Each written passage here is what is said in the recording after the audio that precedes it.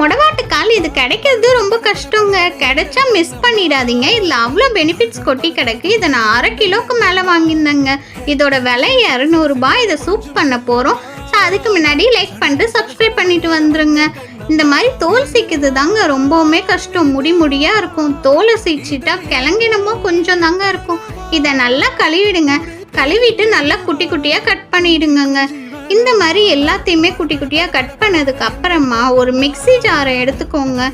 அதில் நம்ம வெங்காயம் சேர்த்துக்கலாம். அதுக்கப்புறம் ஒரு துண்டு இஞ்சி, 4 பல்லு பூண்டு, ஒரு பச்சை மிளகாய், கொஞ்சமாக கொத்தமல்லி கருவேப்பிலை, இந்த மாதிரி வாஷ் பண்ணி வச்ச கிழங்கையும் இதில் சேர்த்துக்கோங்க.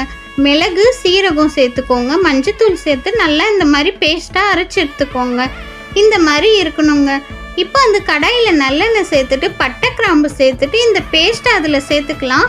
இது சேர்த்ததுக்கப்புறமா 3 மடங்கு தண்ணி ஊற்றணுங்க. 3 கிளாஸ் தண்ணி ஊற்றிட்டு இதுக்கப்புறம் தாங்க கல்லுப்பு போட போகிறோம். போட்டுட்டு அதுக்கப்புறமா கொஞ்சமாக கரம் மசாலா சேர்த்து நல்லா இதை மிக்ஸ் பண்ணிக்கோங்க.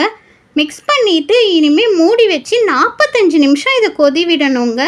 45 நிமிஷம் அதோட பெனிஃபிட்ஸ்லாம் போய் கொதி விட்டு இந்த மாதிரி இருக்கும். இதை நல்லா ஃபில்ட்ரு பண்ணிங்கன்னா பாருங்கள், சூப்பராக நமக்கு ஒரு சூப் கிடைக்கும். ஸோ இந்த மாதிரி இருக்கும். இதை தான் நம்ம பெப்பர் போட்டு சாப்பிட போகிறோம்.